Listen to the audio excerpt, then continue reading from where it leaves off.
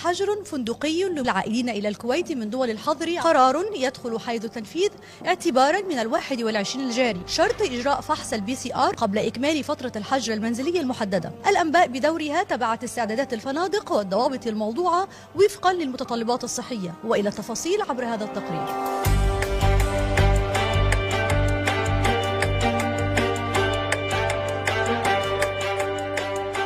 When guests come into the country, the NAS team will bring them and hand them over to our hotel representative. And once we get the guest, we will take them to our transport. The luggage has to be separate, of course, kept in the boot, the guest in the car if it's one person. If it's a group, then we follow the protocol as per the ministry. So it will be minimum capacity. And then they're brought to the hotel. Once they reach the hotel, there is a separate place where we can keep the luggage outside the hotel, sanitize it, then the guest moves in. One at a time will come to the reception. They will just sign because it's already paid. They will just sign the registration card, take the key and go up to the room.